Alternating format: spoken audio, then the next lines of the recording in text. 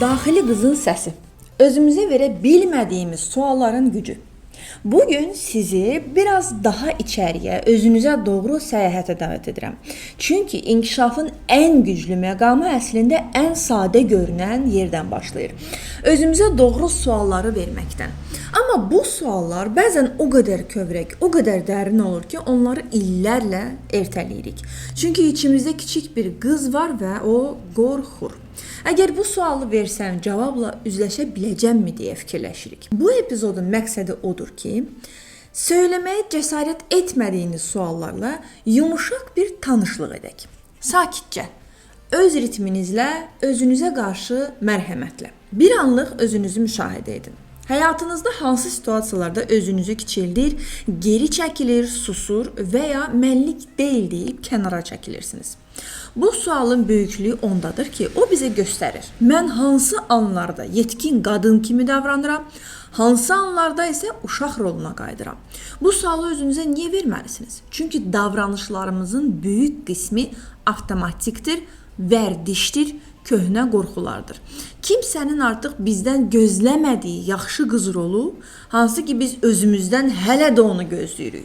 Bu sualı necə vermək lazımdır? Çünki hər sualın verilmə tərzi də var.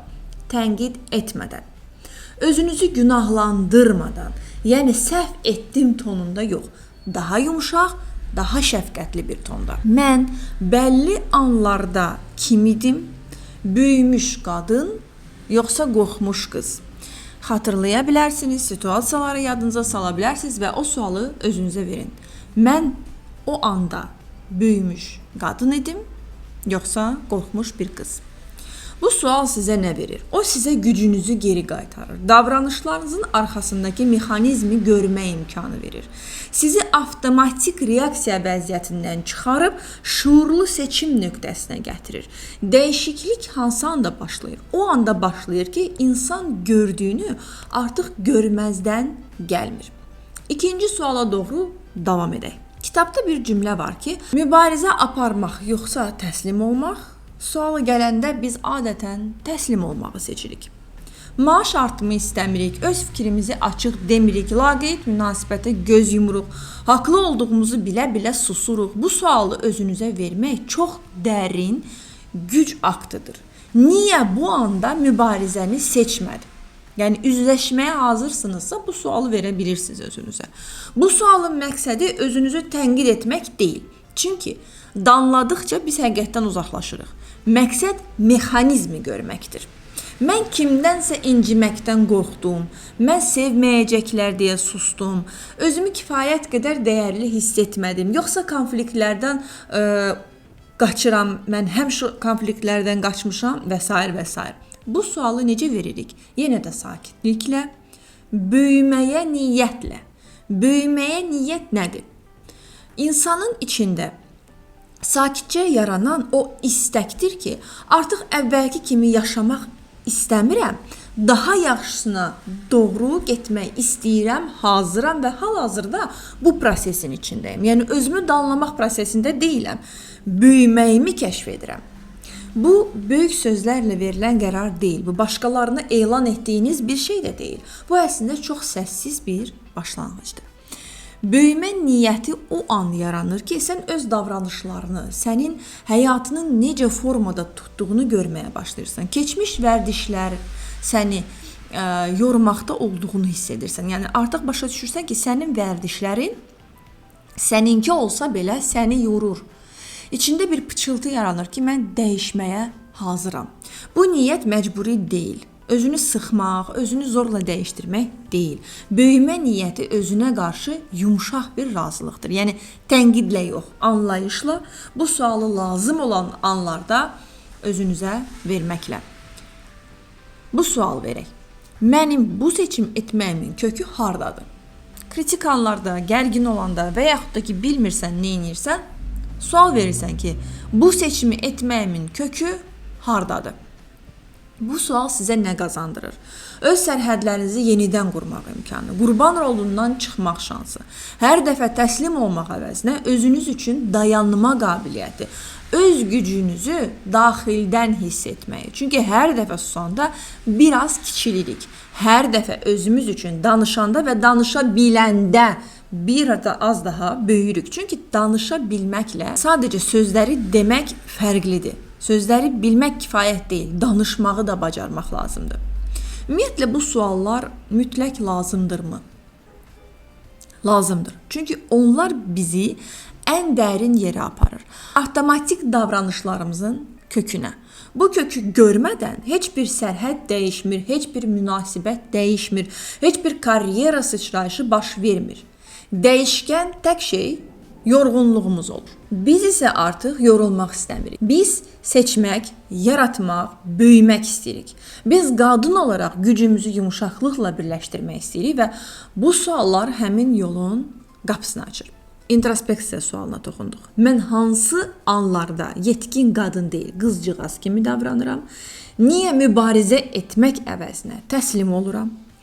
Və hər dəfə bu suallara qayıtdığınızda bir qat daha dərinləşəcəksiniz, biraz daha güclənəcəksiniz, biraz daha özünüz olacaqsınız. Unutmayın, dəyişiklik cavabdan yox, cəsarətlə verilmiş sualdan başlayır. İndi isə növbəti sual. Məni hansı stereotiplər geri çəkir? Bir anlıq sakitləşin, nəfəsinizin ritminə qulaq verin və özünüzdən çox sadə, amma transformativ bir sual soruşun. Məni geri saxlayan stereotiplər hansılardır? Bəlkə də siz bu sualı əvvəllər heç vaxt verməmisiniz, bəlkə də cavabını hiss etmisiniz, amma onunla üz-üzə gəlməyə cəsarət etməmisiniz. Çünki stereotiplər elə köhnə, elə tanışdır ki, onlar artıq bizə özümüz kimi görünür. Bu sualı özünüzə niyə verməlisiniz? Çünki stereotiplər bizim ən böyük görünməyən qəfəslərimizdir. Biz seçim etdiyimizi düşünürük, amma əslində rol oynayırıq. Yaxşı qız, mükəmməl işçi, konflikt yaratmayan insan, hamını razı salmağa çalışan və s. və s. Bu rol bizi illərlə yükləyir, amma biz bunu xarakterim belədir deyə adlandırırıq. Yəqin ki, sizə də bu çox tanışdır. Bu sualı necə verməliyik? Dürüst şəkildə özünüzü qorumağa və yaxud da ki, müdafiə etməyə və s. çalışmadan. Mən nələrdən qaçıram? Kimin təsdiqini almağa çalışıram? Hansı davranış mənim yox, başqasının gözləntisinin nəticəsidir? Özümü geridə saxlayan qaydaları kim yaradıb? Mən, yoxsa cəmiyyət? Və bu qaydalar əslində nəyə xidmət edir? Bu sualın gücü ondadır ki, sizi öz həyatınızın pərdəsinin arxasına aparır və siz ilk dəfə həqiqətən görməyə başlayırsınız.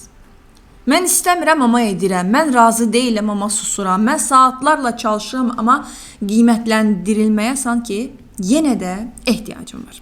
Bu sual sizə nə verir? Azadlıq, daxili həqiqətlə əlaqə verir. Siz daxili həqiqətinizi hiss etməyə başlayırsınız. Sərhədlərinizi yenidən yarada bilirsiniz. Və bu sərhədləri yenidən yaratmaq gücünü içinizdə oyadırsınız. Çünki stereotipin görünməyən enerjisi yalnız bu formada yox olur.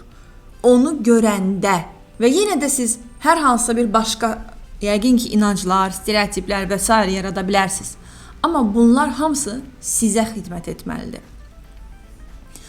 Gördünüzsə, artıq öz stereotiplərinizi, öz qəfəsinizi, sizə mane olanları ona xidmət etmək məcburiyyətində deyilsiniz. Çünki gördüyünüz ana qədər bilmədiyiniz üçün xidmət etdikləriniz gördüyünüzdən sonra artıq seçiminizə qalır. İndi isə 4-cü sualımız. Gəlin daha incə, daha şəfqətli bir sual verək. Mənim ən güclü tərəflərim hansılardır və hansı sahələrə daha çox diqqət etməliyəm? Bu sual çox sadə görünə bilər, amma əslində ən çətin suallardandır. Çünki bizdən həm özümüzü görmək, həm özümüzü qəbul etmək cəsarəti tələb edir. Niyə bu sualı vermək lazımdır? Çünki qadınlar çox vaxt öz nailiyyətlərini kiçildir. Güclü tərəflərini adi bir şey kimi qəbul edir. Zəif tərəflərini isə eybi kimi qəbul edir. Halbuki güclü yanlarımız bizim içimizdəki yetkin qadının sütunlarıdır.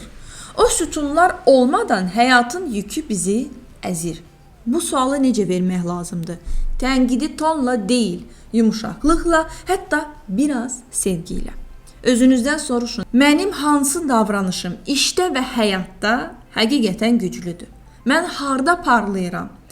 Mənim təbii istedadım nədədir? Hansı sahələrdə hələ də köhnə vərdişlərə qayıdıram? Harada daha cəsarətli ola bilərdim? Harada daha sərhədli, daha aydın, daha özümə sadiq ola bilərdim? Bu suallar sizə nə verir? Daxili resurslarınızı görmək, özünüzü tamamlanmış layihə kimi deyil, inkişaf edən qadın kimi qəbul etmək, öz üzərinizdə işi aydın planla davam etdirmək, güclü tərəflərinizə daha çox enerji qoymaq, zəif tərəfləri isə sevgi ilə tədricən gücləndirmək. Hər dəfə özünüzdən bu sualları soruşanda siz biraz daha yüksəlirsiniz, daha güclənirsiniz və özünüzü daha çox kəşf edə bilirsiniz. Unutmayın, siz sual verdikcə böyüyürsünüz. Sual verdikcə özünüzü daha dərindən tanıyırsınız. Sual verdikcə içinizdəki qızcığazın səsi yavaş-yavaş susur və onun yerini yetkin qadının gücü tutur.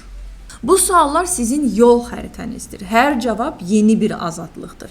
Hər azadlıq yeni bir yüksəlişdir. Və beləcə də bu günlük səyahətimizin sonuna gəldik güclü qadınlar.